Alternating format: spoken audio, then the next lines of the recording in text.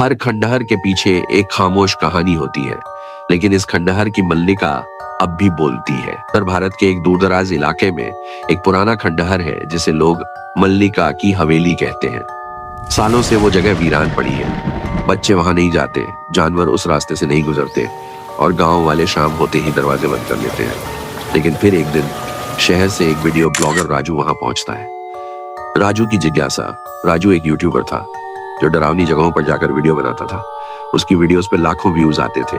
उसे गांव वालों से इस खंडहर के बारे में पता चला।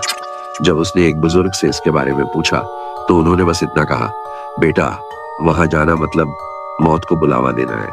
लेकिन राजू को यकीन नहीं हुआ। उसने सोचा ये सब मनगढ़ंत किस्से हैं और उसने तय किया कि वो खुद इस जगह की सच्चाई दुनिया को दिखाएगा। के करीब 11 बजे राजू अपने कैमरे और टॉर्च के साथ हवेली के बाहर पहुंचा। काले बादलों से ढकी आसमान, बीच बीच में कौवे की आवाज और सूखे पत्तों की सरसराहट सब मिलकर एक डरावना माहौल बना रहे थे। हवेली के फाटक पर एक पुराना जला हुआ लकड़ी का बोर्ड टंगा था, यहाँ प्रवेश करना मना है। राजू हंसते हुए बोला, अब यहीं से मजा शुरू होगा। अंदर की दुनिया। हवेली के अंदर का माहौल बिल्कुल सड़ा हुआ था। दीवारों पर जले हुए हाथों के निशान, टूटी हुई खिड़कियां और कुछ जगहों पर जैसे किसी ने हाल ही में आग जलाई हो। राजू एक पुराने कमरे में पहुंचा। वहां एक झूला हिल रहा था खुद ब खुद। उसने कैमरा चालू किया। तभी पीछे से एक धीमी सी फुसफुसाहट सुनाई दी, क्यों आए हो मेरी दुनिया में? राजू घबराया, पलटा, लेकिन वहां कोई नहीं था। मल्लिका की कहानी। तभी हवेली के एक कोने में रखी एक पुरानी डायरी मिली। उसमें लिखा था, मेरा नाम मल्लिका है, मेरे पति युद्ध में मारे गए, मैं उनके बिना जी नहीं सकी और इस हवेली में खुद को आग लगा दी, लेकिन मेरी आत्मा अब भी यही है, इस इंतजार में कि कोई लौटे, कोई मुझे मुक्ति दे। डायरी पढ़ते पढ़ते राजू की सांसें तेज हो गई। तभी एक भारी कदमों की आवाज आई और झूले की रफ्तार बढ़ गई। राजू ने निकलने की कोशिश की, लेकिन रास्ते बदल चुके थे। जो दरवाजा अभी सीधा खुलता था, अब वो ईंटों से बंद था। खिड़कियां अब लोहे की सलाखों से ढक गई थी। उसे अब हर कोने से किसी के चलने, हंसने, रोने और सरसराने की आवाजें आने लगी।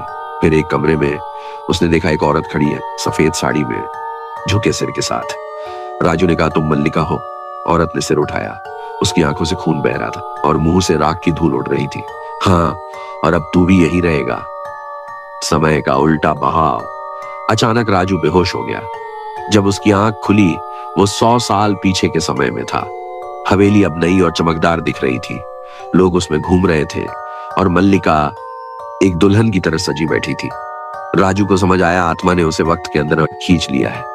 तभी उसने देखा मल्लिका के पति की मृत्यु की खबर आई और वो चीखते हुए जलती हुई आग में कूद गई। राजू चिल्लाया, रुको, ऐसा मत करो, मगर उसकी आवाज किसी ने नहीं सुनी। फिर सब कुछ काला हो गया। जब वो फिर होश में आया तो वही खंडहर उसके सामने था, लेकिन इस बार मल्लिका उसके सामने खड़ी थी। उसके चेहरे पर शांति थी। तू मेरी आखिरी उम्मीद था, अब तू भी मेरा हिस्सा है। और राजू की आंखें पलट गई। आज की सच्चाई।